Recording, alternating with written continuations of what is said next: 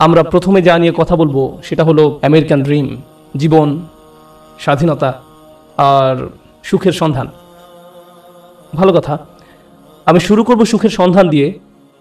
আমি যেটা বলতে চাচ্ছি তা হলো, এটা যদিও চমৎকার একটা উপমা, আর এই জাতির প্রতিষ্ঠাতাদের মনে অবশ্যই ভালো উদ্দেশ্য ছিল, কিন্তু আমি আসলে খুবই অবাক হয়েছি, কারণ কোরআনে সুখের সন্ধান নিয়ে কিছুই বলা হয়নি। কোরআনে সুখের সন্ধান নিয়ে কিছুই বলা হয়নি। খুবই তাজ্জব ব্যাপার। আমি 15 বছর ধরে এটা বুঝতে চেষ্টা করেছি যে কোরআনে কোথায় এই সুখের সন্ধানের কথা বলা হয়েছে। আল্লাহ এই ব্যাপারে কথা বলেননি, কিছুই বলেননি।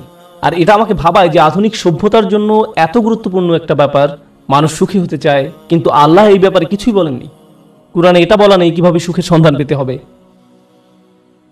আর এটা খুবই আকর্ষণীয় ব্যাপার যে কোরআনের সবচেয়ে বড় যে অনুভূতির কথা বলা হয়েছে তা হলো সন্তুষ্টি। সন্তুষ্টি, সন্তুষ্ট থাকা, এটাই সব থেকে বড় লক্ষ্য, সুখ নয়। কিন্তু এই দুইটি কিন্তু আলাদা জিনিস। সুখে থাকা আর শান্তিতে থাকা দুটো আলাদা বিষয়। এখন আমি আপনাদেরকে সাইকোলজির ব্যাপারে কিছু বলবো, খুবই আকর্ষণীয় কিছু বিষয়। আর এই তথ্যগুলো আমাদেরকে কোরআনের বাণী বুঝতে আরো বেশি সহায়তা করবে। আর আমার আলোচনার পুরোটাই নিয়ে, আর এই বাণীটি আছে সূরা নাজমের মধ্যে, ওয়া আল্লাইসা লিল ইনসানি ইল্লা মা সাআ, এবং মানুষ তাই পায় যা সে করে। এখন আপনারা আমার সাথে থাকার চেষ্টা করুন। সর্বপ্রথম আর সবচেয়ে ছোট যা মানুষ সন্ধান করে, বিশেষ করে তরুণ প্রজন্ম যা চায়, আমি জানি শ্রোতাদের মধ্যে মনে মনে তরুণ লোক আছেন, কিন্তু আমি এখানে যারা বয়সে তরুণ তাদের বলছি, আমি চাই আপনারা এটা বুঝতে পারুন যে সবচেয়ে তুচ্ছ কিছু যখন জীবনে সন্ধান করা হয়, তখনই আসলে সুখের সন্ধান করা হয়। এটা আসলেই সব থেকে তুচ্ছ। আমি বলছি কেন আমার এই ধারণা। যেমন শনিবারে ঘুম থেকে উঠে বাড়ির কাজ করতে ইচ্ছা করে না, তাই 12টা পর্যন্ত ঘুম দিয়ে ওঠেন আপনি। আপনার তখন কি অনুভূতি হয়? আপনি তখন সুখী। সুখী হওয়া আসলে কষ্টের কিছু না। কোনো কোনো ছেলে সারা রাত ভিডিও গেমস খেললো, তার মাথা ব্যথা করে, কিন্তু যেহেতু সে গেম শেষ করতে পেরেছে তাই সে সুখী। কেউ কাজে যাওয়ার আগে ফোন পায় যে আজকে আবহাওয়া খারাপ, তাই কাজে যেতে হবে না, এতেই তার সুখ বোধ করে। সুখ পাওয়া খুবই সহজ, বিশেষ করে ছোট জিনিসের ক্ষেত্রে। অবশ্য সম্পর্কের থেকে সুখী হওয়া এর চেয়ে কঠিন। বাবা মাকে সুখী করা, অথবা বাবা মা যেন আমার উপরে খুশি থাকে, এটা করা কঠিন। আর স্ত্রীকে খুশি করা, এটা নিয়ে কথা না বলাই ভালো। আসলে আমরা এটা নিয়ে কথা না বলি। কিন্তু শুধু নিজের জন্য, যেমন আপনি একটা সিনেমা দেখলেন, আপনি এতেই খুশি। অথবা আপনার বন্ধুর সাথে দেখা হলো, আপনি খুশি। আপনি আপনার পছন্দের রেস্টুরেন্টে খেতে গেলেন, আপনি অনেক খুশি। এটা খুব কঠিন কিছু না, কিন্তু এটা যেমন দ্রুত আসে তেমনি দ্রুত চলেও যায়, এবং আপনার আবার ভালো না লাগা শুরু হয়। আপনি হতাশ হয়ে যান এবং আবার সুখী হওয়ার চেষ্টা করেন। এটা অনেকটাই মাদকাসক্তির মতো, কারণ এটা আপনার সাথে সর্বদা থাকে না। আর এটাই হলো সবচেয়ে নিম্ন স্তরের সন্ধান। তাই মানুষ যখন বলে আমি শুধু সুখী হতে চাই, আমি আসলে জানি না সে কি বোঝাতে চাচ্ছে। কারণ কোনো মানুষই সবসময় সুখী নয়। আল্লাহ আমাদেরকে অনেক অনেক অনুভূতি দিয়েছেন এই জীবন অভিজ্ঞতা অর্জনের জন্য, এবং এর সবগুলোই সুস্থ জীবনের অংশ। সুখ হলো এদের একটি মাত্র। যদি আপনার আকাঙ্ক্ষা শুধু সুখী হওয়া হয়, তাহলে আমাকে বলতেই হচ্ছে যে আপনি হতাশ হবেন। সুখ কখনোই ঘটবে না, আপনি কখনোই চিরসুখী হতে পারবেন না। এটা আসলে এভাবে কাজ করে না। আমি বলছি না যে আপনাকে হতাশ হতে হবে। আমি যা বলতে চাচ্ছি তা হলো সংগ্রামও জীবনের একটি অংশ। যখন আপনি বার্ষিক পরীক্ষার জন্য প্রস্তুত হচ্ছেন, আপনি কিন্তু সুখী নন, বা 3 ঘন্টার পরীক্ষার মাঝে আপনি সুখী নন। যারা ব্যায়াম করেন তারা তাতে সুখ পান না। হ্যাঁ, ফলাফল দেখে তারা অবশ্যই সুখী হন, কিন্তু ঘাম ঝরানো পরিশ্রম করার সময় নিশ্চয়ই তারা সুখী নন। নিজের চেহারা দেখলেই বুঝতে পারবেন, ঠিক যেন সিলভেস্টার ট্যালনের মতো। যাই হোক, তাহলে সবচেয়ে নিম্ন স্তরের আকাঙ্ক্ষা কি? সুখ। আসুন এবার পরের ধাপ দেখি। পরের ধাপ মানে এটা অর্জন করতে আরো চেষ্টা করতে হয়। আর আমার বর্ণনা হয়, আমি যতই উপরের ধাপে যাব, সেটা অর্জনের জন্য ততই কষ্ট করতে হবে। তো এর পরের ধাপ হলো কুল দেখানোর আকাঙ্ক্ষা। এটা সুখের আকাঙ্ক্ষা নয়, আকাঙ্ক্ষা হলো কুল হওয়ার। কুল হওয়া মানে হলো কেউ আমাকে নিয়ে ঠাট্টা করবে না, আমি বাকি সবার মতোই হব। কেউ আমাকে নির্দেশ করে বলবে না যে তুমি এমন কাপড় কেন পরছো, এমন কথা কেন বলছো, তোমাকে এমন দেখাচ্ছে কেন, তুমি এভাবে চলো কেন, ওদের সাথে কেন মেশো, এটা কেন কিনছো, ওটা কেন করছো, গাড়ি কেন চালাও। আপনাকে আলাদা করে ভাববে, আপনি এটা চান না। আপনি যে কোনোভাবে সবার সাথে মিশে যেতে চান এবং কারো সমালোচনার বস্তু হতে চান না। আপনি অদৃশ্য হয়ে যেতে চান বাকি সবার মাঝে, যেন আপনাকে বাকি সবার মতো কুল হওয়া হয়। আর এই জন্য পরিশ্রম করতে হয়। উদাহরণ হিসাবে বলা যায়, আপনারা যারা হাই স্কুলে পড়ছেন, আপনি স্কুলে কি পোশাক পরে যাচ্ছেন সেটা আসলেই একটা বড় ব্যাপার। আপনি যখন আলমারি থেকে একটা কাপড় বের করেন বা জুতা হাতে নেন পরার জন্য, তখন আপনার মনে এই প্রশ্ন আসে যে কে আপনার পোশাক নিয়ে মজা করতে পারে। সত্যি সত্যি আপনার মনে এই ভাবনাটি আসে? অথবা আপনি যখন কাপড় কিনতে দোকানে যান, আপনার বাবা হয়তো আপনাকে টাকা দিয়েছেন কিছু কেনার জন্য। আপনি যাই কিনেন না কেন, অনেক কিছু কেনার পেছনে একমাত্র কারণ হলো যখন আপনি এসব পরবেন তখন লোকে কি বলবে। এটাই হলো কুল হওয়ার আকাঙ্ক্ষা। বাদ বাকি 10 জনের মাঝে মিশে যেতে হলে আপনাকে পরিশ্রম করতে হবে। এমন কিছু করা খুব সহজ যাতে মানুষ আপনাকে আজব ভাববে, কিন্তু বাকি সবার মতো চলতে গেলে কিছু কাজ করতেই হবে। অনেক তরুণকে এই জন্য নিজের পছন্দ বাদ দিতে হয়, তাদের এমন অভিনয় করতে হয় যা আসলে তারা নয়। আমি কিছু তরুণকে চিনি, ধরুন 14-15 বছর বয়স। একজনের কথা মনে আছে, সে বেসবল টুপি পরতো কারণ এটা তখন ফ্যাশন ছিল, তার প্যান্ট ঝুলে থাকতো। সে আমার কাছে এসে কান্না শুরু করলো। আমি তার কাছে বসলাম, আর সে আমাকে বলল, আমি এমন কাপড় পরতে পছন্দ করি না, আমি এটা ঘৃণা করি। কিন্তু আমি যদি এমন না করি তাহলে বাকিরা আমাকে নিয়ে মজা করে, আমি তাই বাধ্য হয়ে এমন করি। আমি গালি দিতে পছন্দ করি না, কিন্তু প্রায় গালি দেই যখন স্কুলে থাকি, কারণ আমাকে বাকিদের মতো হতে হবে। তাহলে সবচেয়ে তুচ্ছ আকাঙ্ক্ষা হলো সুখের আকাঙ্ক্ষা। এর পরের ধাপ হলো কুল হওয়ার আকাঙ্ক্ষা। এর পরের পর্যায়ে কি? জনপ্রিয় হওয়ার আকাঙ্ক্ষা। আমি সবার মাঝে মিশে যেতে চাই না, আমি সবচেয়ে জনপ্রিয় হতে চাই। আমি এমন হতে চাই যেন সবাই আমার বন্ধু হতে চায়, এমন হতে চাই যেন সবাই লাঞ্চের সময় আমার কথা শোনে। আমি এমন হতে চাই যেন কেউ আমাকে নিয়ে মজা করার আগেই যেন আমি তাদেরকে নিয়ে মজা করতে পারি। আর প্রায় সময় আপনারা দেখবেন যে স্কুলে যেসব বাচ্চারা জনপ্রিয়, তাদের জনপ্রিয়তার কারণ হলো তারা অন্যদেরকে নিয়ে মজা করে, আর সবাই তাদের ভয় পেয়ে তাদের কথা মতো চলে, যেন তারা কেউ পরবর্তী শিকারে পরিণত না হয়। যদিও আমি এখানে অল্প বয়স্কদের কথা বলছি, কিন্তু এমনটা প্রাপ্তবয়স্কদের ক্ষেত্রেও হয়, অবশ্যই হয়। আমাদের আঙ্কেল আন্টিদের ক্ষেত্রেও হয়ে থাকে, কোনো সন্দেহ নেই। জনপ্রিয়তার মানে হলো আমি চাই সবাই আমাকে নিয়ে কথা বলুক, আমি সবার মনোযোগের কেন্দ্রে থাকতে চাই, আমি চাই সবাই আমাকে নিয়ে মন্তব্য করুক। আমি কোনো ছবি পোস্ট করব, টুইট করব, ভিডিও বানাবো, যা কিছুই করি মানুষ যেন আমাকে নিয়ে কথা বলে। যখন আমাকে নিয়ে কথা বলা কমে যাবে তখন আমাকে নতুন কিছু আবার করতে হবে যেন মানুষ আমাকে নিয়ে মেতে থাকে। জনপ্রিয়তার আকাঙ্ক্ষা খুবই আজব একটি জিনিস, কারণ এর কারণে মানুষ নিজেই নিজের অপমান করে। যেমন মিউজিক ইন্ডাস্ট্রিতে যখন এমন হয় কোনো শিল্পীর গান খুব হিট করলো, সবাই সেই গান ডাউনলোড করলো, তারপর যখন তার জনপ্রিয়তা কমে গেল তখন তাকে নিজেকে অপমানিত করতে হবে, নোংরা ভিডিও বানাতে হবে বা কোনো কাহিনী তৈরি করা যেন পত্রিকাগুলো তাকে নিয়ে মেতে থাকে। অন্তত সেখানে জনপ্রিয়তা থাকবে, কারণ তারা নিজের গুণের কারণে আর জনপ্রিয়তা পাচ্ছে না, তাদের পরের গানগুলো বা ভিডিওগুলো আগের মতো বিক্রি হচ্ছে না। এটাই হলো জনপ্রিয়তার আকাঙ্ক্ষা। জনপ্রিয় হওয়ার জন্য পরিশ্রম করতে হয়, টাকা পয়সা খরচ করতে হয়, সময় দিতে হয়, নিজের ভাবমূর্তির জন্য কাজ করতে হয়, আর ভাবমূর্তি রক্ষা করাই তখন সবচেয়ে গুরুত্বপূর্ণ হয়ে যায়। সমাজে অবস্থান ধরে রাখাই তখন মুখ্য হয়ে দাঁড়ায়। এটা হলো পরের পর্যায়, কিন্তু এর উপরে আরও ধাপ আছে। এরপর এর উপরে রয়েছে আর এক ধরনের প্রচেষ্টা, সেটা হলো সম্মানের পেছনে ছুটে চলা। কলেজের ছাত্রদের কাছে এটা বেশি গুরুত্বপূর্ণ প্রাথমিক বা হাই স্কুলের ছাত্রদের চেয়ে। এইমাত্র আমি কি বললাম? সবার নিচে সুখ, তারপরে কি? কুল, সামাজিকতা, তারপর জনপ্রিয়তা। সম্মান মানে হলো আপনি আপনার নিজের সাথে এমন কিছু যুক্ত করতে চান যেটা অনেক মূল্যবান। আপনি মানুষকে বলতে চান, জানো আমি হার্ভার্ডে গিয়েছিলাম। আপনি তাদের বলেন না যে আপনি সেখানে সাপ্তাহিক ছুটি কাটাতে গিয়েছিলেন, আপনার বন্ধুর সাথে দেখা করতে গিয়েছিলেন,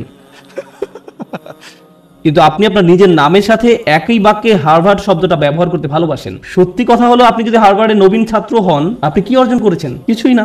আপনি শুধু সেই ভার্সিটিতে পড়েন, কিন্তু আপনি নিজের নামের সাথে একটা সম্মানিত প্রতিষ্ঠানের নাম যোগ করতে পছন্দ করেন। নিজের নামের সাথে একটা মর্যাদাপূর্ণ ব্র্যান্ডের নাম যুক্ত করতে আপনার ভালো লাগে। আপনার নির্দিষ্ট ব্র্যান্ডের পোশাক পরতে ভালো লাগে, এবং যদি ব্র্যান্ডের লেবেল দেখা না যায় আপনি অন্য মানুষের সাথে এমনভাবে কথা বলেন যেন তারা বাধ্য হয়ে প্রশ্ন করে আপনি এটা কোথা থেকে কিনেছেন। আপনি যেন বলতে পারেন যে এটা আরমানি ব্র্যান্ড বা এটা কিছু একটা, কারণ আপনি চান নিজের নামের সাথে সেই ব্র্যান্ডের নাম যুক্ত করতে।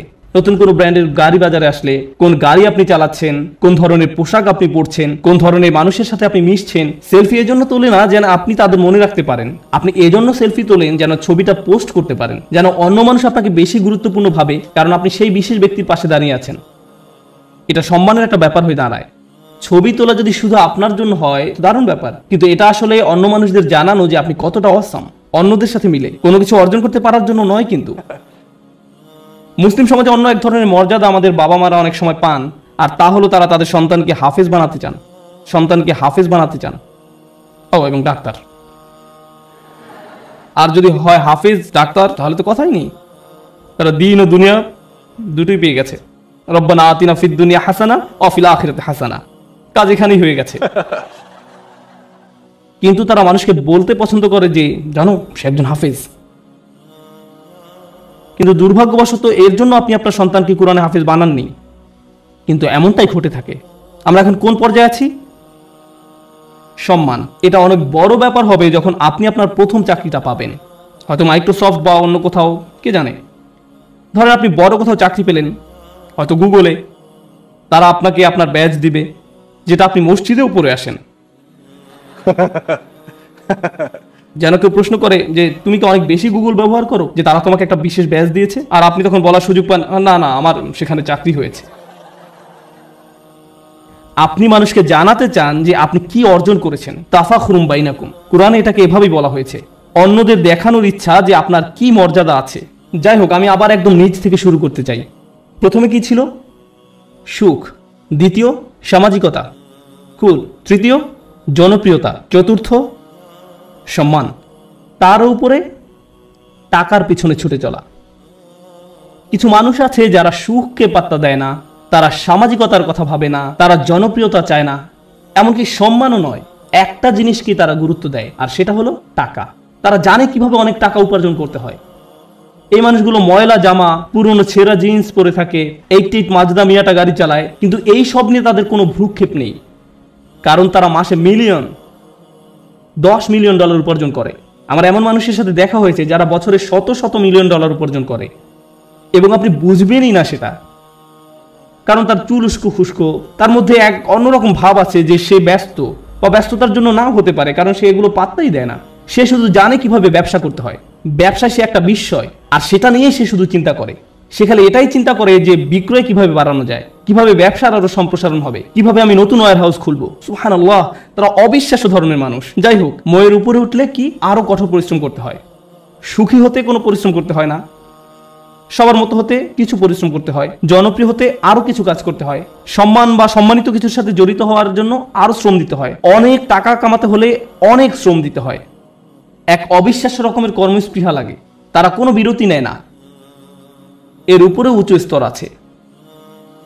যাই হোক, আমি যখন বলছিলাম কিছু একটা করতে বেশি শ্রম দিতে হয়, যখনই আমি কোনো উঁচু লেভেলের কথা বলি, আপনাকে সেখানে যেতে বেশি কষ্ট সহ্য করতে হবে, আপনাকে যন্ত্রণা সহ্য করতে হবে সেখানে পৌঁছাতে, সুতরাং আমরা এখন টাকার উপর লেভেলে আছি, আর টাকার উপরে সেই মানুষটা শুধু 1 নম্বর হতে চায়। তারা যে কোনো কাজে চরম উৎকর্ষতা অর্জন করতে চায়, তারা অন্যদের ছাড়িয়ে যেতে চায়। আমি শুধু আমার কোম্পানির প্রোগ্রামার হতে চাই না, আমি এই কোম্পানির শীর্ষস্থানীয় প্রোগ্রামার হতে চাই।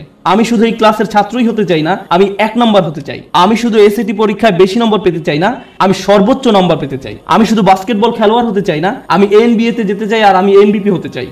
কখনোই খুশি হতে পারে না। তারা শুধু নিজেদেরকে আরো কঠোর পরিশ্রম প্রচেষ্টা চালাতেই থাকে, তারপরেও তারা নিজেদেরকে নিয়ে সন্তুষ্ট হতে পারে না। এই ধরনের মানুষরা তাদের কাজে চরম উৎকর্ষ অর্জন করতে সক্ষম হয়, সেটা পড়াশোনাই হোক, শরীরচর্চাই হোক, বা অ্যাথলেটিক হোক, তাদের কর্মক্ষেত্রে, তাদের গবেষণা যাই হোক না কেন, তারা তাদের শীর্ষস্থান অর্জন করা চাই। তাদের 1 নম্বর হতে হবে। নিজেদের নিয়ে কখনোই খুশি হতে পারে না। তারা নিজেদেরকে কার সাথে তুলনা করে এটা জানা খুব গুরুত্বপূর্ণ। নিজেকে তারা গতকালকের সাথে তুলনা করে। তারা আর কাউকেই পাত্তা দেয় না, কারো দিকে তাকায় না। তারা জানে তারা আরো ভালো করতে পারে, তাই তারা কখনোই সন্তুষ্ট হতে পারে না। তারা কখনো কাজ না করে বসে থাকে না। তারা সব সময় বলতে থাকে আমাকে আরো কাজ করতে হবে। অন্য সবাই হয়তো বলবে আপনি সত্যি বিস্ময়কর, কি চমৎকার কাজ করেছেন আপনি, তো তাতে কি, আমি জানি এর চেয়েও ভালো করার ক্ষমতা আমার আছে। তাই তারা মানুষের প্রশংসা, সুনাম কিছুকেই গুরুত্ব দেয় না। যারা ভাবে যে তারা আসলে দারুণ কাজ করছে, কিছুকেই গুরুত্ব দেয় না। তারা চেষ্টা করেই যায়। আর এমন একটা উদাহরণ হলো মাইকেল ফেলপস, ঠিক কিনা?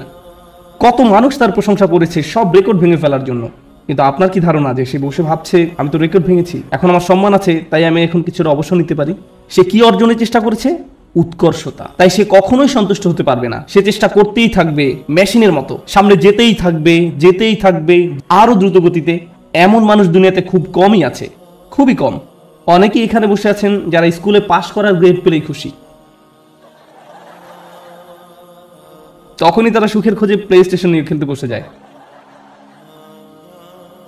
আবার এমনও মানুষ আছে যারা 99 পেলেও নিজের উপর অসন্তুষ্ট হয়, কিভাবে আমি এই ভুলটা করলাম। এমনটা সাধারণত ছেলেরা করে না, মেয়েরা করে। উৎকর্ষতা অর্জনের ব্যাপারে কথা বলতে বলতে আরো একটা কথা বলতে চাই, যে আমি জীবিকা অর্জনের জন্য কি করি। আমার সত্যিকার অর্থে কোনো চাকরি নেই, কিন্তু আমার ক্যারিয়ারের একটা অংশ হলো যে আমি কম বয়স্ক ছেলে মেয়েদেরকে আরবি শিখাই। এটা একটা বেশ ইন্টেন্সিভ প্রোগ্রাম। তাদের আরবি কিছুটা শেখাতে 9 মাস লেগে যায়। ক্লাসের অর্ধেক থাকে ছেলে আর অর্ধেক মেয়ে, 30 জন ছেলে 30 জন মেয়ে। মেয়েরা গত 5 বছর ধরেই পরীক্ষায় ছেলেদের চেয়ে অনেক ভালো নাম্বার পেয়েছে। খুবই ভালো করেছে তারা, কিন্তু ছেলেরা ক্রমাগতভাবেই খুশি।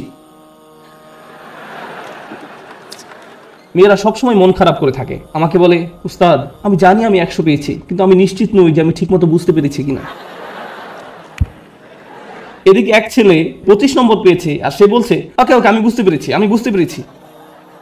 আমি পুরোপুরি ভিন্ন প্রজাতির মানুষদের সাথে কাজ করছি একই ক্লাসরুমের মধ্যে, তাদের পুরোপুরি ভিন্ন মন মানসিকতা। তাই আমার ছেলেদের বলতে হয় যে মন দাও, অপদার্থ কোথাকার, তুমি বোঝোনি, কিছু কাজ করো। আর এদিকে মেয়েদেরকে আমার বলতে হয় ও শান্ত হও, শান্ত হও, তুমি ঠিকই বুঝতে পেরেছ। আমি তো ছেলেদেরকে বলতে পারি না হালকাভাবে নিতে, কারণ এর চেয়ে বেশি হালকাভাবে নেওয়া যায় না, এটা সম্ভব নয়। সুতরাং আমরা কোথায় পৌঁছেছি, কি নিয়ে কথা বলছিলাম? ও ঠিক আছে, আমাকে একটু সাহায্য করুন। একদম নিচ থেকে আবার শুরু করতে চাই। সুখ, সামাজিকতা, জনপ্রিয়তা, সম্মান, টাকা, উৎকর্ষ। উৎকর্ষের উপর কি থাকতে পারে? উৎকর্ষের উপরও একটা কিছু আছে, আর সেটা হলো প্রভাব। প্রভাব, আমি কি পেলাম সেটা গুরুত্বপূর্ণ নয়। আমি গুরুত্ব দেই না যদি আমি অন্যদের চেয়ে বেশি টাকা উপার্জন করি, আমি পাত্তা দেই না যদিও আমি 1 নম্বর, আমার কাছে সেটা গুরুত্বপূর্ণ নয়। আমি অন্যদের জন্য কিছু করতে চাই, আমি একটা উত্তরাধিকার রেখে যেতে চাই। যখন আমি চলে যাব দুনিয়ার বুকে আমি আমার চিহ্ন রেখে যেতে চাই যে আমি কিছু একটা করেছি যেটা এই জায়গাটাকে অন্যদের জন্য আরো ভালো জায়গায় পরিণত করেছে। আমি প্রভাব বিস্তারকারী ব্যক্তি হতে চাই অন্য জিনিসের উপরে এবং অন্য মানুষের উপরে, আমার চারপাশের পরিবেশের উপরে। আমরা এখন অমুসলিমদের কথা বলছি, আমরা এখনো বিশ্বাসীদের কথা বলছি না। আমরা জানি এমন মানুষ আছে যারা MBA শেষ করেছে সবচেয়ে ভালো ভার্সিটি থেকে, যারা হয়তো লাখ টাকা স্যালারি পেতে পারতো ভার্সিটি থেকে বের হয়ে, তারা সেই বেতন ত্যাগ করে এমন প্রতিষ্ঠানে যোগ দিচ্ছে যারা সামাজিক দায়বদ্ধতার জন্য কাজ করে। তারা অনেক কম বেতন নিচ্ছে কারণ তারা টাকায় বিশ্বাস করে না, তারা অনেক বেশি প্রভাবের উপর বিশ্বাস করে। তাই তারা বরং এমন প্রতিষ্ঠানের সাথে কাজ করছে যারা শিক্ষা পদ্ধতিকে পুনর্গঠন করতে সাহায্য করছে। বা কোনো ডাক্তার যে হয়তো অনেক টাকা উপার্জন করতে পারতো, যে রেসিডেন্সি শেষ করে কাজে যোগদান করতে প্রস্তুত, সেই সময় সিদ্ধান্ত নিল যে সে 3 বছর ডক্টরস উইদাউট বর্ডার্স NGO-তে কাটাবে। আপনি এমনটা শুনেছেন কখনো? আপনার জীবনের ঝুঁকি থাকে এদের সাথে কাজ করতে। যুদ্ধ বিধ্বস্ত অঞ্চলেরা মানবিক কাজ করে, কিন্তু কেন এই ছেলেটা যাচ্ছে, কেন এই মেয়েরা যাচ্ছে? কারণ পয়সা আসা শুরু করলে আমি কোন ধরনের গাড়ি কিনবো সেটা নিয়ে দুশ্চিন্তা না করে সে বেশি চিন্তিত পৃথিবীতে সে কি প্রভাব রেখে যেতে পারবে সেটা নিয়ে। তারা সাহায্য করতে চায়, তারা ভালো কিছু করতে চায়। আর এই ধরনের নিঃস্বার্থপরতা খুব কম মানুষেরই থাকে, কম মানুষেরই থাকে। এই মইয়ের যত উপরে আমরা যাই ততই কম মানুষ আপনি পাবেন, আর তারা বিস্ময়কর মানুষ। তারাই হচ্ছেন সেই মানুষ যারা দুনিয়ায় পরিবর্তন এনেছে, যারা দুনিয়ায় পরিবর্তন এনেছে। চিন্তা করুন নেলসন ম্যান্ডেলা বা তার মতো কেউ, এমন মানুষ যাদের জেলে যেতে হয়েছে কারণ তারা কোনো কিছুতে বিশ্বাস করতেন, কারণ তারা প্রভাবে বিশ্বাস করতেন, তারা নিজের চেয়েও বেশি কিছু করতে চান, তারা বৃহৎ স্বার্থে নিজেদের বলি দিয়েছেন, তারা নিজেদের কথা চিন্তাই করেননি, তারা কোনো এক উদ্দেশ্যের দাস। আর তাই এই মানুষগুলো হলো সেই মানুষ যারা প্রভাবের জন্য কাজ করে, তারা উৎকর্ষ সাধনকারীদের চেয়েও অনেক উপরে। উৎকর্ষ এই মানুষগুলোর জন্য স্বয়ংক্রিয়ভাবেই চলে আসে। উৎকর্ষ সাধন করা তাদের লক্ষ্য নয়, এটা উপজাত হিসেবেই আসে। কেন জানেন? কারণ যদি আপনি সেরকম প্রভাব রাখতে চান আপনাকে অনবরত চেষ্টা করেই যেতে হবে। আপনি হয়তো ভাবতে পারেন যে প্রভাব সৃষ্টি এটাই হয়তো সর্বোচ্চ শিখর, কিন্তু না, এর থেকেও বড় কিছু আছে। এর উপরে আছে চূড়ান্ত সত্য। কেউ কেউ ন্যায়ের খোঁজ করে, কেউ কেউ সত্যের খোঁজ করে, কেউ কেউ আদর্শের খোঁজ করে। যারা ন্যায় বিশ্বাস করে, আর ন্যায় এমন একটা জিনিস সেটা আপনি পরিপূর্ণভাবে দুনিয়াতে দেখবেন না, দেখবেন, কিন্তু তারা এর পরোয়া করে না, তারা এটার জন্যই কাজ করেন। ও আরেকটি ব্যাপার, যখন আপনি এমন কিছু করতে চান যেটার দুনিয়াতে কোনো নজির নেই, তখন সেটা করাটাই সবচেয়ে কঠিন কাজ। তখন যদি আপনি সামান্য একটু পরিবর্তন দেখেন তাতেও আপনি উদ্দীপ্ত হয়ে যান, আপনি অনুপ্রাণিত হন এবং এটি আপনাকে আরো সামনের দিকে এগিয়ে নিয়ে যায়। কিন্তু আপনি যখন এমন একটা আদর্শের জন্য কাজ করবেন, ন্যায়ের জন্য, আপনি হয়তো ন্যায় কখনোই দেখবেন না, কখনোই দেখবেন না। এই লোকেরা কেমন করে নিজেদেরকে অনুপ্রেরণা দিবে যখন তারা এমন কিছুর জন্য কাজ করে যেটা দেখা যাচ্ছে না? এরাই হচ্ছে সবচেয়ে অসাধারণ, সবচেয়ে সহনশীল ব্যক্তি। একবার তারা একটা আদর্শের পিছনে পড়লো, সবাই তাকে পাগল ভাবলো, কিন্তু তার কিছু এসে যায় না, তারা এগিয়েই চলেন। তাই এখন আমি শুরু করতে চাচ্ছি একদম সর্বোচ্চটা দিয়ে, যেটা হলো সত্যের খোঁজ। প্রসঙ্গত বলে রাখি যে আমাদের সকল নবী আলাইহিস সালামের পথে ছিল সত্যের অন্বেষণ, সত্যের অন্বেষণ। তারা মানুষের সাথে সত্যটা শেয়ার করতে আগ্রহী ছিলেন। এবং অনেক সময় রাসূলুল্লাহ সাল্লাল্লাহু আলাইহি ওয়াসাল্লাম হাদিস থেকে আমরা জানি কিয়ামতের দিন অনেকেই, মানে অনেক নবী আল্লাহর সামনে দাঁড়াবেন যাদের পেছনে কোনো অনুসারী থাকবে না, একজন অনুসারীও নয়, এক বা দুই না, একেবারে শূন্য শূন্য। তাদের লক্ষ্যটা কি ছিল? সত্য। তাদের প্রভাব কতটুকু ছিল? শূন্য। কিন্তু আল্লাহর দৃষ্টিতে তারা পুরোপুরি সফল। হ্যাঁ নাকি না? হ্যাঁ। এখন আমাদেরকে একটা জিনিস বুঝতে হবে, আমরা আবার এই শ্রেণী বিভাগেই যাচ্ছি, কিন্তু আমি শুধু শেষের 4টার উপরে ফোকাস করছি, অথবা হয়তো শেষ 5টার উপরে। প্রথমে কথা বলি উৎকর্ষ। আপনি যখন উৎকর্ষের খোঁজ করেন তখন আপনি কাকে নিয়ে কখনো সন্তুষ্ট থাকেন না? নিজেকে নিয়ে। প্রশ্ন হলো কেন আপনি নিজেকে নিয়ে সন্তুষ্ট নন? কারণ আপনি নিজেকে শুধু উন্নতি করতে চান না, এটা কারণ নয়। যদি আপনি ইসলামের দৃষ্টিকোণ থেকে আলোচনা করেন, আপনি নিজেকে নিয়ে সন্তুষ্ট নন এই কারণে যে আপনার প্রত্যেকেরই প্রভাব সৃষ্টির চেষ্টা করার কথা ছিল। আপনার নিজেকে নয় বরং অন্যকে নিয়ে চিন্তা করার কথা ছিল, আর এই কারণে আপনি নিজেকে নিয়ে সন্তুষ্ট হতেন না। আপনি যা ভাবছেন আল্লাহ আসলে আপনার উপর তার থেকেও বেশি দায়িত্ব দিয়েছেন। আমি চাই যে আপনারা দুটো জিনিস নিয়ে চিন্তা করুন। এটা কোরআনের একটি অন্যতম শক্তিশালী বক্তব্য। যেহেতু এটা পরিষ্কারভাবে অনুবাদ করা হয়নি, তাই অনেক সমস্যা সৃষ্টি করে। লা ইউকাল্লিফুল্লাহু নাফসান ইল্লা উসআহা। আল্লাহ কোনো ব্যক্তির উপরই বোঝা দেন না। এখন যেই অংশটা আসছে সেটা হচ্ছে দুর্বল অনুবাদ, তাদের সাধ্যের অতিরিক্ত। আল্লাহ আপনার উপর সেই বোঝা চাপাবেন না যা আপনি বহন করতে পারবেন না। এই অনুবাদের জন্য আরবিটা হওয়া দরকার ছিল লা ইউকাল্লিফুল্লাহু নাফসান ইল্লা বিউসইহা। তাদের সাধ্য পর্যন্ত বোঝাতে সেখানে একটা বা থাকার কথা ছিল, কিন্তু শব্দটা হচ্ছে ইল্লা উসআহা, অর্থাৎ কাল্লাফাল্লাহু উসআনা। অর্থটি এখন পুরোই পরিবর্তিত হয়ে গেছে। প্রচলিত অনুবাদটা একদম ন্যূনতম অর্থ প্রকাশ করে, কিন্তু আপনি জানেন এই আয়াতের সত্যিকার অর্থ কি? আপনার মাঝে যে সম্ভাবনা আছে তার অতিরিক্ত কোনো কিছুর বোঝা আল্লাহ আপনাকে দেননি। ভেবে দেখুন আমি কি বলছি। আল্লাহ আপনাকে এমন কিছু বোঝা দেননি যেটা আপনার মাঝে যেই সম্ভাবনা আছে তার অতিরিক্ত। আপনার মাঝে কি আরো উন্নতি করার সম্ভাবনা আছে? হ্যাঁ। আপনি কি আরো বেশি করতে পারতেন? হ্যাঁ। এবং যেটা করতে পারেন কিন্তু করেননি, আল্লাহ আপনাকে সেটার জন্য জিজ্ঞাসাবাদ করবেন। শুধু একদম ন্যূনতম দায়িত্বটুকু নয়, বরং সর্বোচ্চটুকু। আল্লাহ চান যে আপনি নিজেকে উন্নত করতে থাকুন এবং দেখান যে আপনি আসলে কতটুকু নেয়ার জন্য তৈরি ছিলেন। এটাই হচ্ছে এখানে প্রচেষ্টার ধারণা। আমরা সুখের অন্বেষণে অস্থির নই, বরং ওটা এর সাথে বোনাস হিসাবে আল্লাহ দেবেন। আমরা অন্যের কাছে কুল বা পরিপাটি হিসাবে পরিচিত হতে চাই না। কেউ একজন একটা বোকার মতো কাজ করেছে এবং আপনি ওই নির্বোধের মতোই কাজ করতে চাচ্ছেন। আমরা কারো কাছে জনপ্রিয় হতেও আগ্রহী নই। কেন জানেন? কারণ সবার যাদের জীবনের উদ্দেশ্য সম্পর্কে কোনো ধারণা নেই, আপনি তাদের মাঝে জনপ্রিয় হতে চান মানে হচ্ছে আপনি তাদের মাঝে সবচাইতে বোকা। আমরা সম্মানের কাঙালও নই, কারণ আমরা জানি সম্মান আসে আল্লাহর তরফ থেকে। অনেক নবী ছিলেন গৃহহীন, কিন্তু তাদের সম্মান ছিল। নবীদেরকে মানুষরা ধিক্কার দিত, কিন্তু তারপরও তাদের ছিল উচ্চ সম্মান। এখন আমাদের কাছে সম্মানের সংজ্ঞাটাই ভুল। আমরা ভুল জিনিসের সাথে এটাকে জড়িয়ে ফেলেছি। ঠিক আছে? যখন উৎকৃষ্ট হবার চেষ্টা করার ব্যাপার আসে, আমাদের মুসলিমদের মাঝারি ধরনের জিনিসে সন্তুষ্ট হবার অবকাশ নেই, কোনো সুযোগ নেই। আপনি একজন মুসলিম হিসেবে নিজেকে আরো উন্নত করার জন্য ক্রমাগত চেষ্টা করতে থাকবেন। আপনি যে কাজই করে থাকেন না কেন, আপনি যদি মুখস্থ করে থাকেন তাহলে আপনি আরো বেশি মুখস্থ করার চেষ্টা করুন। আপনি যদি পড়াশোনা করে থাকেন তাহলে আরো বেশি পড়াশোনার চেষ্টা করুন। আপনি যদি কাজ করে থাকেন তাহলে আপনি আরো বেশি কাজ করার চেষ্টা করুন। আপনি যদি স্বেচ্ছাসেবী হয়ে থাকেন তাহলে আরো বেশি স্বেচ্ছাসেবা করার চেষ্টা করুন, বিশেষভাবে যখন আপনার বয়স কম। কারণ এখন দায়িত্ব অনেক কম। কিন্তু আমার হোমওয়ার্ক আছে, হ্যাঁ, কিন্তু সেটা এমন কোনো দায়িত্ব নয়। দায়িত্ব তখনই আসবে যখন আপনি বিয়ে করবেন, যখন আপনার সন্তান থাকবে। এখন আপনি মুক্ত। এখন আপনার যে স্বাধীনতা আছে সেটা জীবনের আর কোনো পর্যায়েই থাকবে না। পেছনে বসে ভিডিও গেমস খেলার সময় নয় এটা। এখন শুধু বসে থেকে মুভির পর মুভি দেখার সময় নয়। এখন সময় নয় যে নতুন অ্যাভেঞ্জার্স বা এরকম কিছু নিয়ে আপনি ব্যস্ত থাকবেন। এটা সেই সময় নয়। পুরো পৃথিবী অপেক্ষা করছে আপনি কি প্রভাব ফেলবেন দুনিয়াতে সেটার জন্য। আপনি এমনি বসে সময় নষ্ট করতে পারেন না। অন্যরা করতে পারে, ভালো, তাদের কোনো বৃহত্তর লক্ষ্য নেই। কিন্তু আপনাকে হতে হবে শ্রেষ্ঠ, কারণ আপনি এখন থেকে প্রভাব সৃষ্টি করা নিয়ে চিন্তা করেন। দর্শকদের মাঝে বসে থাকা প্রত্যেক তরুণ ছেলে এবং মেয়ের চিন্তা করা উচিত, আল্লাহ আমাকে কি দিয়েছেন, আমাকে আল্লাহ কোন গুণটি দিয়েছেন, এবং এই গুণটি দিয়ে আমি দুনিয়াতে কি পরিবর্তন আনতে পারি, এই গুণ দিয়ে আমি কি করব।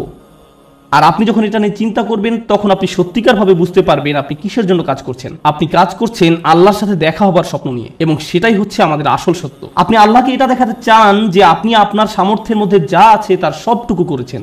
সবচেয়ে ভালো ঘুমের অভ্যাস আপনার থাকা উচিত, সবচেয়ে ভালো খাবার, সবচেয়ে ভালো ব্যায়াম করার অভ্যাস আপনার থাকা উচিত। আপনার হওয়া উচিত সবচেয়ে ভালো ইবাদতকারী। আপনার হওয়া উচিত সবচেয়ে পড়াশোনায় উন্নত। আপনার জীবনে আপনি যা যা করে থাকেন প্রত্যেকটি কাজে আপনার উৎকর্ষ অর্জনের চেষ্টায় রত হতে হবে। আপনার বাজে জাঙ্ক খাবার খাওয়ার অভ্যাস ত্যাগ করা উচিত। আপনি এমন কেউ হবেন না যারা অযথা ঘুরে ফিরে আড্ডা দিয়ে সময় নষ্ট করে। আপনি অবশ্যই অবসর কাটাবেন, কিন্তু এমনকি যখন আপনি খেলবেন তখনও সবচেয়ে ভালো খেলুন। স্কুলের বা কলেজের অন্য ছেলেরা যখন তাকে দেখবে তারা বলবে আমি এর মতো হতে চাই, তার সবকিছু অসাধারণ। তার সবকিছু অসাধারণ, তার সবকিছুতেই সে চ্যাম্পিয়ন। আপনাদের তেমন লোক হওয়া উচিত। উম্মার এরকম লোক দরকার, শ্রেষ্ঠ লোক, এবং এ ধরনের লোকেরাই প্রভাব সৃষ্টি করতে পারে। আরেকটি ব্যাপার কি জানেন, আমাদের বাবা মায়েরা খুবই দুঃখজনক, কারণ তাদেরকে কখনো এটা শেখানো হয়নি, তারা কখনো এই যে সিঁড়িটা এর সাথে পরিচিত হননি। তাদের কাছে সর্বোচ্চ শিখর মানে হচ্ছে সম্মান, আর এর উপরে গেলে টাকা পয়সা। তাই আপনাদেরকে নিয়ে তাদের একমাত্র চিন্তা হচ্ছে সম্মান আর অর্থ। একটা চাকরি খোঁজো যেন তুমি সম্মান পেতে পারো, আর আমরা বলতে পারি আমাদের ছেলে একটা চাকরি করে, সে ডাক্তার, সে এটা সে ওটা, আর হয়তো আমাদের একসময় অনেক টাকাও হবে আর আমরা সেটা মানুষকে দেখাতে পারবো। শেষ, এটাই তাদের একমাত্র চিন্তা। আর তারা সবসময় জিজ্ঞাসা করে তুমি কোথায় কাজ করবে, কেমন করে তুমি আরো টাকা রোজগার করবে, কখন আমরা বাড়ি কিনবো। সবকিছুই শেষ হয় সম্মান এবং অর্থতে গিয়ে। কিন্তু জীবনে এর উপরেও কিছু আছে। অর্থের উপরে কি? টাকা পয়সা, উৎকর্ষ। কে আপনাকে উৎকর্ষ বা শ্রেষ্ঠত্ব অর্জনের দিকে ধাবিত করবে? আমরা শুধু অর্থ এবং সম্মান নিয়ে চিন্তা করতে কিন্তু জীবন শেষ করে ফেলি। মুসলিমদের মাঝে কত ছেলে মেয়ে ডাক্তার হয়েছে, আমি সবসময় তাদের উদাহরণটাই দিই, কারণ এদেরকেই সবচেয়ে বেশি হতাশ দেখি আমি। তারা ডাক্তার হয়েছে শুধুমাত্র এই কারণে যে তাদের মা বলেছে কিংবা বাবা বলেছে। আমি কখনোই আমার কোনো সমস্যা হলেও এরকম ডাক্তারের কাছে যেতে আগ্রহী নই।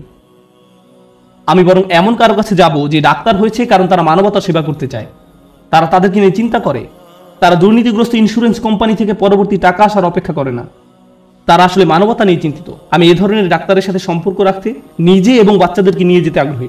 প্রভাব সৃষ্টিকারী ব্যক্তি। এখন এই ব্যাপারে আমার শেষ কথা, লাইসা লিল ইনসানি ইল্লা মা সা। মানুষের কিছুই থাকবে না শুধুমাত্র তারা যে চেষ্টা করেছে তা ছাড়া। আবার শুরু করি।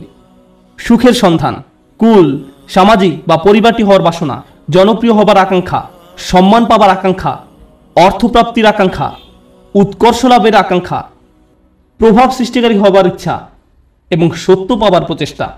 জানেন আল্লাহর কাছে সবচেয়ে মূল্যবান কোনটি? এই সব কিছুর মাঝে আল্লাহর কাছে সবচেয়ে প্রিয় হচ্ছে আপনার প্রচেষ্টা। অর্থ নয়, প্রভাব না, শ্রেষ্ঠত্ব না, এই সব কিছুই আসবে, কিন্তু আল্লাহ আপনার কাছ থেকে যেটা দেখতে চান সেটা হচ্ছে প্রচেষ্টা। প্রচেষ্টা।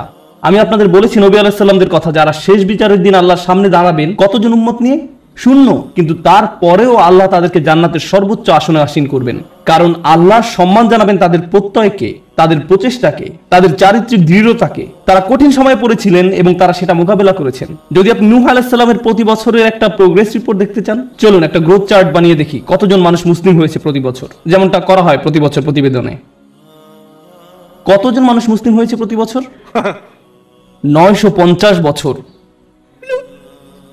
চার্ট নিশ্চয়ই ঊর্ধ্বমুখী ছিল না, বরং সেটা ছিল অপরিবর্তনশীল, এমনকি কখনো কখনো হয়তো নিম্নমুখীও ছিল।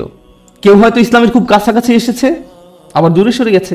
এর মানে কোনো প্রভাব তৈরিই হয়নি। আমরা নূহ আলাইহিস সালামের কোন জিনিসটাতে এত সম্মান করি? ক্রমাগত এবং ক্রমাগত প্রচেষ্টা।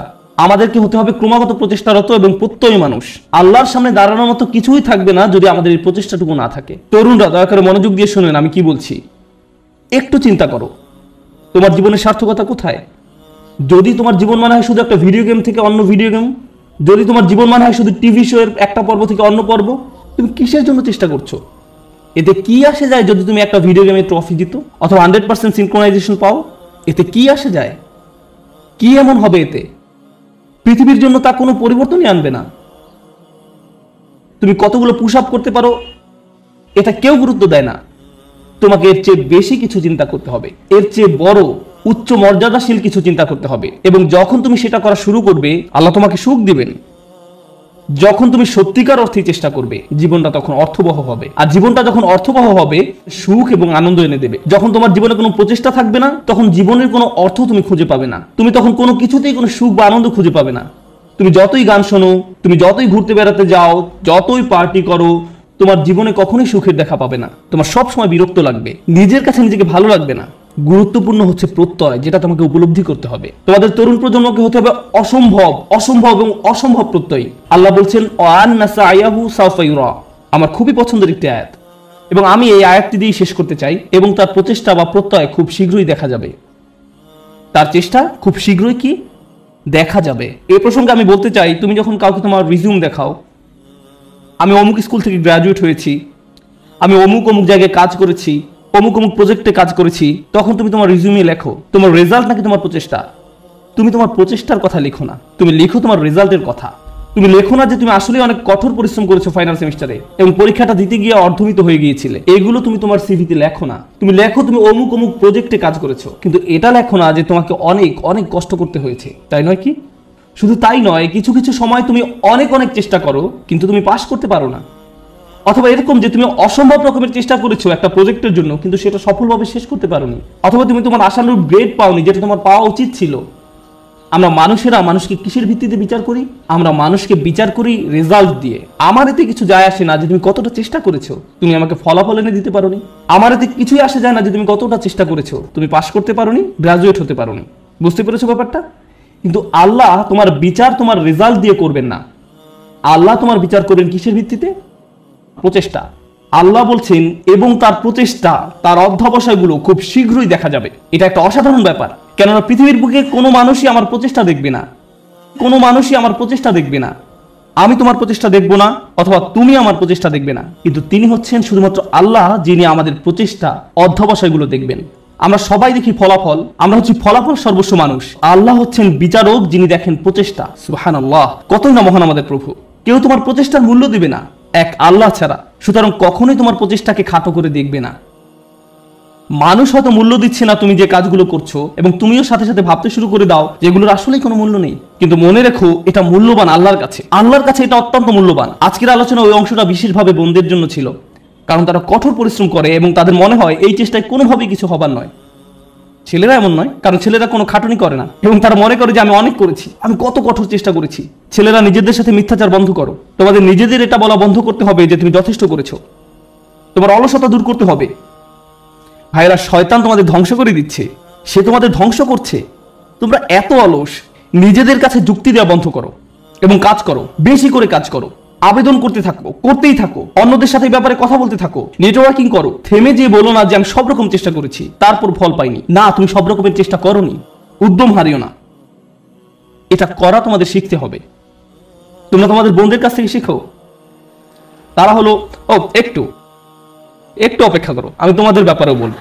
কিছুক্ষণ পরেই তোমরা আর খুশি হবে না। তোমাদের সমস্যা কি জানো? সুখের সন্ধানের কথা এখন ভুলে যাও। তোমাদের সমস্যা হলো তোমরা সর্বদা নিজেদের ব্যাপারে অনিশ্চিত। তোমরা সবসময় ভাবছো আমি যথেষ্ট নই বা আমি হিসেবের মধ্যেই নেই। হাততালি থামাও। তোমাদের ব্যাপারগুলো সহজভাবে নিতে হবে। তোমাদেরকে বলছি না, তোমাদের এমনিতেই সবকিছু যথেষ্ট, হালকাভাবে নাও। মাশাআল্লাহ, মাশাআল্লাহ। অপরপক্ষে তোমাদের শান্ত হওয়া দরকার। আমার এমন বন্ধুদের সাথে দেখা হয়েছে যারা ইসলাম নিয়ে পড়াশোনা করছে, তারা কোরআন শিক্ষা করছে, কিন্তু আমার এখনো সব শব্দ শেখা হয় নাই। হ্যাঁ, ঠিক আছে ঠিক আছে আন্টি, শান্ত হন। আপনার সব মুখস্থ হয়নি। আল্লাহ আপনাদের ফলাফলে আগ্রহী নয়। তিনি কিসের প্রতি আগ্রহী? তিনি আগ্রহী আপনার প্রচেষ্টায়। আপনার প্রচেষ্টায় ফলাফল নিয়ে উদ্বিগ্ন হওয়া বন্ধ করুন। আপনি আবার ফল নিয়ে খুব দুশ্চিন্তা করবেন না। আপনি এখনো যা জানেন না, যেটা এখনো অর্জন করতে পারেন নাই, সেটা নিয়ে আপনি বড্ড বেশি ভাবেন। অর্জন নিয়ে চিন্তা করা বন্ধ করুন এবং আন্তরিক, অকৃত্রিম, সর্বোচ্চ যতখানি সম্ভব চেষ্টা করে যায়। আমি বলছি এমনটা করলে আল্লাহর কাছ থেকে ফলাফল আসবেই, কিন্তু সেটা তার সময়সূচি অনুযায়ী আসবে, আপনার নয়। দুইজন মানুষ একদম একই পরিমাণে চেষ্টা করবে, কোনো একজন দেখা যাবে তার চেষ্টার ফলাফল নগদে পেয়ে যাবে এবং কাউকে বছরের পর বছর অপেক্ষা করতে হবে সমানভাবে ফল পাওয়ার জন্য। এটা আল্লাহর হাতে। এজন্য আপনি বলতে পারেন না সে তো অনেক সুফল পেয়ে গেল আর আমি কিছুই পেলাম না, আমরা তো একই রকমের চেষ্টা করলাম। এটা ঠিক না, না না না, এটা পুরোপুরি অন্যায্য। কারণ সেই হিসেব আল্লাহর কাছে ন্যস্ত এবং আল্লাহ শুধু এটাই দেখতে চেয়েছেন যে আপনি কতটা চেষ্টা করেন। ধরুন দুজন মানুষ একদম একই পরীক্ষা দিল। আমার ক্লাসে এমনটা ঘটেছিল, তারা একদম একই পরীক্ষা দেয়। একজন অনেক বেশি পরিশ্রম করে, সে দিন রাত সারাক্ষণ পড়াশোনা করে। এই প্রোগ্রামে আসার আগে সে আমার বন্ধু ছিল, আমরা দুজন বন্ধু ছিলাম। আমি এখন তার শিক্ষক এবং আমি তাকে বলছি যে চলো ঘুরতে যাই। না, আমাকে পড়তে হবে। আমি তোমার শিক্ষক? না না, আমাকে পড়তে হবে, পরীক্ষা আছে। আমি তোমার পরীক্ষা সহজ করে নিব, আমি তোমাকে অতিরিক্ত ক্রেডিট দিব। না, আমার পড়া আছে। এই মানুষটা দিন রাত দিন রাত দিন রাত পড়াশোনা করে। আমি জানি যে সে কি পরিমাণ চেষ্টা করলো, তার প্রচেষ্টার কথা আমি জানি। কিন্তু জানেন, সে তার ক্যারিয়ারে খুব উজ্জ্বল, ব্যবসায় এত দক্ষ, পেশাগতভাবে ভীষণ চটপটে ছিল। কিন্তু ব্যাপারটা এমন যেন আল্লাহ তাকে আরবি শেখার জন্য তৈরি করেনি। সে যত বেশি শিখুক না কেন, সে বেশি নম্বর তুলতে পারতো না। কোন মতো পাশ করতো, কোনো মতেই পাশ করতো প্রতিবারই। আর তার পাশের ছেলেটাই অতিরিক্ত প্রতিভাবান। আমার দেখা সবচেয়ে অলস এক মানুষ। সে ক্লাসে সারাক্ষণ ঘুমাতো, কিন্তু সে প্রত্যেকবারই 99 বা 100 পেত। এতে আমার খুবই রাগ হতো। আমি সেই ছেলেকে শূন্য পেতে দেখতে চাইতাম। আমি চাইতাম যে সে শূন্য পাক, আমি যেন তাকে পরীক্ষার খাতা দিয়ে কঠিনভাবে চড় মারতে পারি। আর যেই মানুষটা পড়তে পড়তে নিজেকে শেষ করে দিচ্ছে, সে পরীক্ষায় ব্যর্থ হচ্ছে, শিক্ষক হিসেবে আমি হতাশ হয়ে গিয়েছিলাম, সেই ছাত্রের অবস্থা তাহলে কি চিন্তা করুন। শিক্ষক হিসেবে আমি হতাশ, কিভাবে সম্ভব যে এই ছেলেটা কোনো চেষ্টাই করে না আর সে ভালো ফল পাচ্ছে, এবং এই মানুষটা যত ধরনের চেষ্টা সম্ভব করছে আর সে কোনো ফলই পাচ্ছে না। মনে হতো যেন এটা অন্যায্য। কিন্তু জানেন কি, যখন এই দুই মানুষ আল্লাহর সামনে এসে দাঁড়াবে এবং দুজনই বলবে যে আমি আল্লাহর জন্য আরবি শিখেছিলাম, হে প্রভু আমি আপনাকে সন্তুষ্ট করার জন্য আরবি শিখছিলাম, আল্লাহ তখন বলবেন দেখি তোমরা কি করেছো। তাদের মধ্যে একজন দেখাবে 99 আর একজন দেখাবে 20 নম্বর। সেদিন আল্লাহর কাছে কোনটা বেশি মূল্যবান হবে? ও, সেই 20 নম্বর অমূল্য। সেদিন এটা মূল্যাতীত, কারণ আল্লাহ খাতার নম্বর দিয়ে মূল্যায়ন করেন না। তিনি কি দিয়ে মূল্যায়ন করেন? প্রচেষ্টা দিয়ে। সেই 99 মূল্য সেদিন হবে খুব খুব খুব কম, কারণ এটা পাওয়ার জন্য তাকে খুব বেশি চেষ্টা করতে হয়নি। আল্লাহ এভাবেই বিচার করেন। এটা পুরোটাই গুণগত মান সংক্রান্ত, পরিমাণ সংক্রান্ত নয়। মানুষ শুধু পরিমাণ বিচার করতে পারে, আল্লাহ গুণগত